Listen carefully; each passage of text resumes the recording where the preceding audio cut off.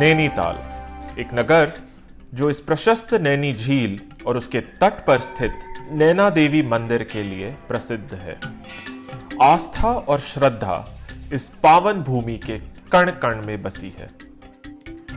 भारत का उत्तराखंड राज्य अपने पवित्र नदियों के तट पर बसे तीर्थ क्षेत्रों के लिए प्रसिद्ध है।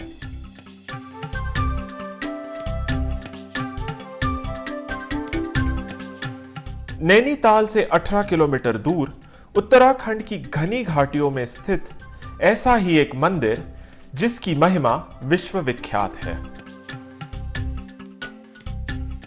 कैची धाम की स्थापना भगवान हनुमान के परम भक्त बाबा नीम करोली ने 1964 में की थी।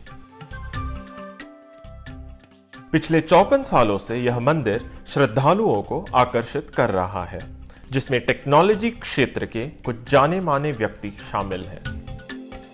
यहीं पर बाबा नीम करोली जग भर से आए अपने भाविकों का मार्गदर्शन करते थे। विनोद जोशी, जो बचपन से इस आश्रम में आ रहे हैं, हमें बताते हैं वो क्या चीज है जो श्रद्धालुओं को यहाँ आकर्षित करती है।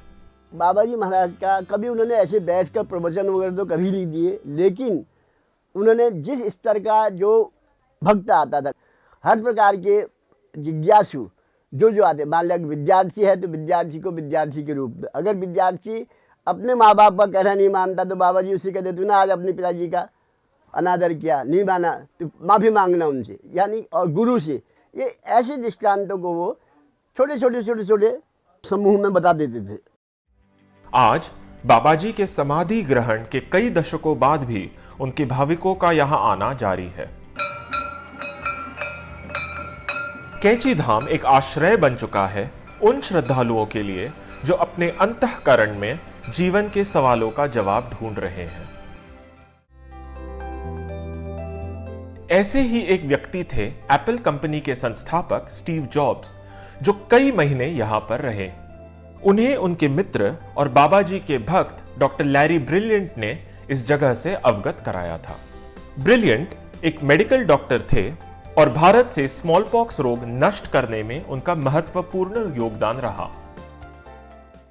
स्टीव जॉब्स के बारे में जहां तक सवाल है, आते आते उसको लगभग 2 महीना देर हो गई, यानी कि सितंबर में आने के बजाय वो नवंबर में आया। नवंबर में आया तो इसलिए बाबा महाराज ने सितंबर में समाधि ले ली थी, तो इसलिए उसको बाबा महाराज के शरीर रूप में दर्शन नहीं हो पाए। लेकिन उसने ये स्थान नहीं छोड़ा। यहाँ आने के बाद फिर वो उसने यहाँ पे सामने एक कमरा लेकर वहाँ रहा। वो तो बहुत ऑस्टिरिटी से रहता था, सिर घुटा हुआ, पैर में चप्पल नहीं, और एक कमीज ऊपर वाले आंग बदन में और एक धोती, तो बस इतना ही। लेकिन जब भी यहाँ समय होता था अपना प्रार्थना के समय में कभी खड़ा हो जाता था, कभी आरती की टाइम, ज़्यादातर बहुत कम बोलता था, बहुत कम। यहाँ पे बाबा जी महाराज का समाधि मंदिर बना हुआ है, वहाँ जरूर कुछ देर बैठता था। यहाँ करीब वो 6-7 महीने रहने के बाद फिर चले गया था। स्टीव जॉब्स ने लौटकर एक विश्व प्रसिद्ध कंपनी की स्थापना की और 2008 में जब मार्क ज़करबर्ग उनके पास सलाह के लिए आए तो जॉब्स ने उन्हें भी कैची धाम जाने की सलाह दी। मार्क ज़करबर्ग और इस आश्रम से जुड़ा यह तथ्य बहुत कम लोगों को पता था। इसका खुलासा 2015 में खुद ज़करबर्ग ने किया। तब से इस आश्रम की लोकप्रियता और भी बढ़ी है, पर यहाँ की पवित्रता अभी भी वैसी ही कायम है, जैसे आश्रम के बगल से बहता हुआ यह झरना। इस स्थान में बसी आध्यात्मिक शक्ति आने वाले भाविकों को मंत्रमुग्ध कर देती है। स्थान तो है ही, आस्था और श्रद्धा और धार्मिकता तीनों चीजों से जुड़ा हुआ है।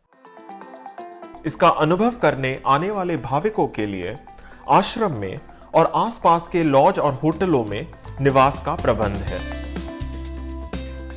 कैची धाम में कदम रखते ही आपको एक अद्भुत देवलोक का अनुभव होता है।